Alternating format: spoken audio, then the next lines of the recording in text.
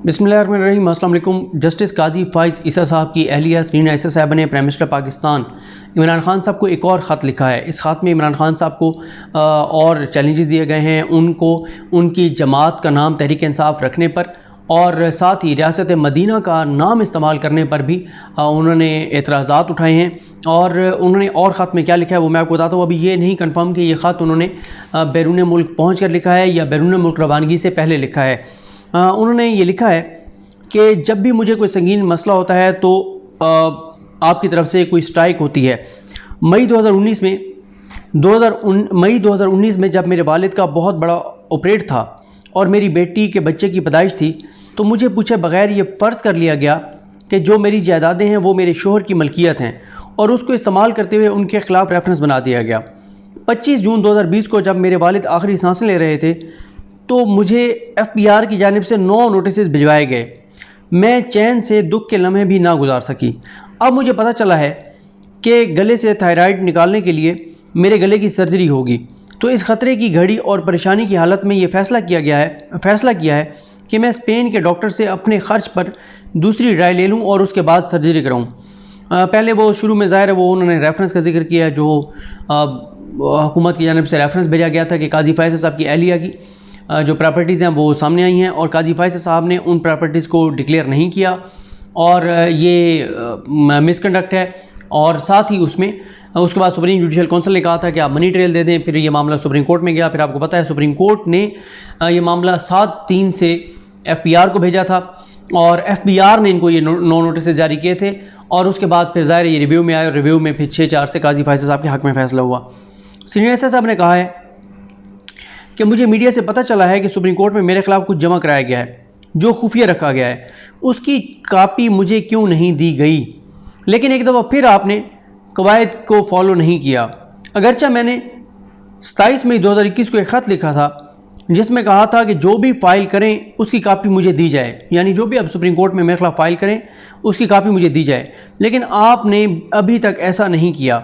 आपने तो ख़ुद मेरे ख़त आपने ना तो ख़ुद मेरे ख़त का जवाब दिया, ना आपके किसी मुलाजिम के ज़रिए मेरे ख़त का जवाब दिया गया।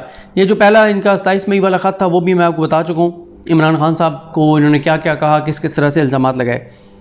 सीनियर एसएस साहब ने कहा है कि मैंने एक बार फिर मीडिया से सुना है कि जो कुछ अदालत में जमा कराया गया है वो जो क्यूरेटिव रिव्यू है जो नज़रसानी केस में मेरी दरख्वास्त पर सुप्रीम कोर्ट का फ़ैसला आने के 30 दिन गुजरने के बाद जमा कराया गया, वो कहती हैं कि वो ये क्यूरेटिव रिव्यू का कह रही हैं कि वो 30 दिन का जो टाइम होता है कि आपने रिव्यू दायर करना होता है वो उस फैसले के भी बाद 30 दिन के बाद दायर किया गया, ये कह रही हैं सीनियर एसएस साहब। हालांकि उसमें जो हुकूमत है उसने ज़ाहिर है वो जमा कराया, फिर उन्होंने पहले उन्होंने टाइम लिया कि वो क्यूरेटिव रिव्यू दायर करना चाहते हैं, उन्होंने टाइम मिला, टाइम मिलने के बाद फिर उन्होंने जमा कराया, फिर उसे एतराज़ात लगे और एतराज़ात को दूर करके और चैम्बर अपील जो है वो फ़ाइल की गई। उसके बाद वो कहती हैं कि आइन जो कि मैंने बहुत गौर से पढ़ा है और इस पर आपका शुक्रिया कि मैंने आपकी वजह से, यानी इमरान खान साहब वो कह रही हैं कि आपकी वजह से मैंने आइन गौर से पढ़ा क्योंकि आप जो हमारे ख़िलाफ़ चीज़ें कर रहे थे तो उस वजह से मुझे आइन को पढ़ना पड़ा। वो कहती हैं कि आइन कहता है कि किसी केस के फ़ैसले पर नज़रसानी सिर्फ एक बार होती है। आइन इस बात की इजाज़त नहीं देता कि नज़रसानी पर फिर नज़रसानी की जाए और ना ही किसी क्यूरेटिव नज़रसानी की इजाज़त है। जब किसी फ़ैसले पर नज़रसानी हो जाए तो मामला ख़त्म हो जाता है। ताहम जो कानून का डॉक्टर है डिक्टेटरों की खिदमत करता है, यहाँ पर फ़रोग़ नसीम साहब पर इल्ज़ामात हैं। ताहम जो कानून का डॉक्टर है डिक्टेटरों की खिदमत करता है, हमायतें ख़रीदता है, आइन को गालियाँ देता है, वो सब कुछ करने की सलाहियत रखता है। मेरी आपसे दरख्वास्त है कि मेहरबानी करके आइन की पाबंदी करें। मैंने एक बार फिर मीडिया से सुना है कि अब एक और प्रॉक्सी के लिए मिस्टर ज़हीर अहमद का इस्तेमाल किया जा रहा है। इससे पहले ISI का खुद साख्ता टाउट अब्दुल वहीद डोगर था। अब्दुल वहीद डोगर वो सहाफ़ी हैं जिन्होंने सबसे पहले ख़त लिख कर इंकशाफ किया था, दरख्वास्त देकर इंकशाफ किया था कि काजी फ़ाइज़ साहब की प्रॉपर्टीज़ हैं जो कि उन्होंने डिक्लेयर नहीं की, यानी उनकी अली की प्रॉपर्टीज़ हैं जो कि उन्होंने डिक्लेयर नहीं की। वो कहती है इससे पहले ISI का खुद साख्ता टाउट अब्दुल वहीद डोगर था। मिस्टर ज़हीर अहमद ने एक आर्टिकल लिखा है जो बिल तरतीब 2 अंग्रेज़ी अखबारात में शाया हुआ है। ये सिर्फ इसी सूरत में मुमकिन हो सकता है जब हुक्म ऊपर से आता है। यानी एक ही आर्टिकल 2 अखबारों में जो लगा है तो ये उसी वक्त ही होता है जब हुक्म ऊपर से आता है।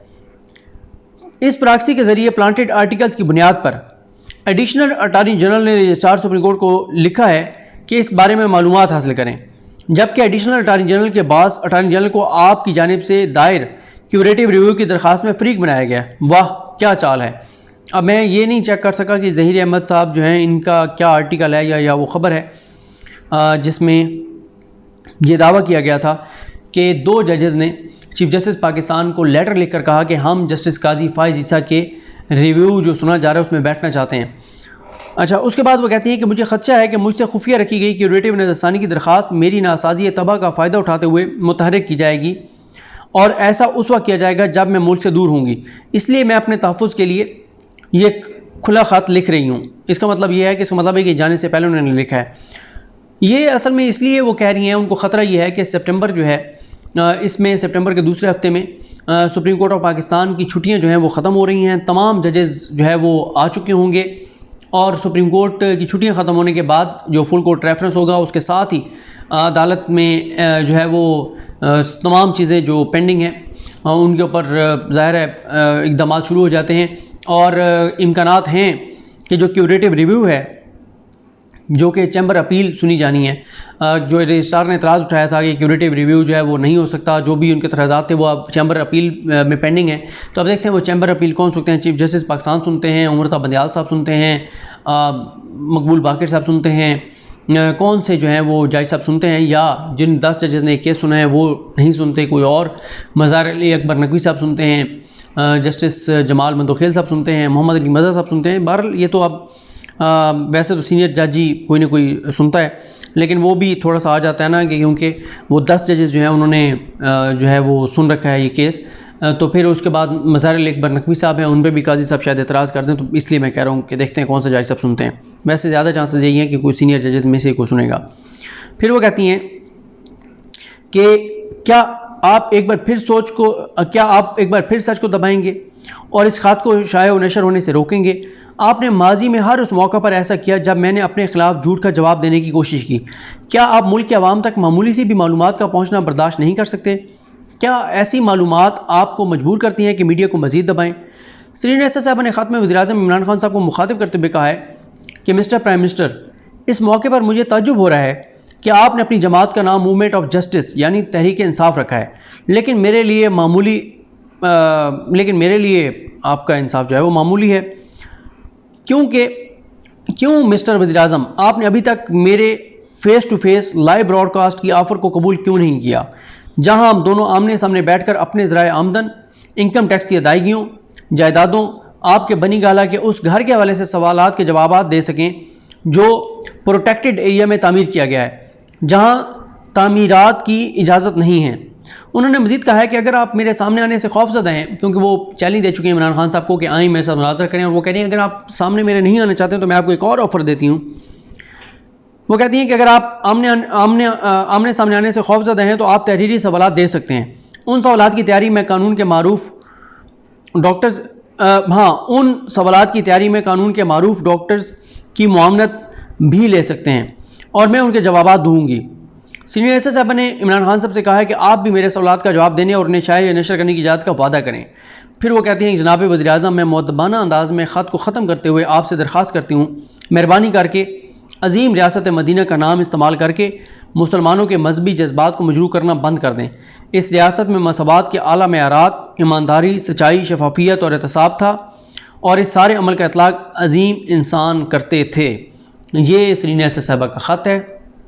ये ख़त उनके अपने करीबी लोग जो हैं उन्होंने शेयर किया है कि ये जी सीनियर एसएस साहब ने ख़त लिखा है।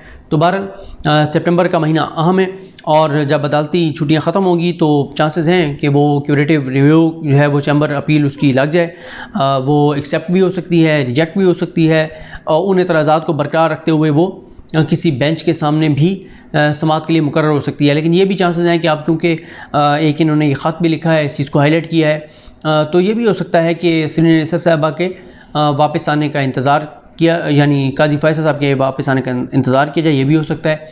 लेकिन कुछ भी कहना कबल अज़ वक्त है। ये ज़ाहिर है इस्तेहक़ाक़ और इख्तियार चीफ जस्टिस पाकिस्तान का है कि वो किस दरख्वास्त को कब और किसके सामने फ़िक्स करते हैं। तो जो भी तफसीलात होंगी मज़ीद वो उससे आपको आगाह करेंगे। मुझे अपनी दुआ में याद रखें। अलकरीम हम सब का हामी नसरो। अल्लाह हाफ़िज़।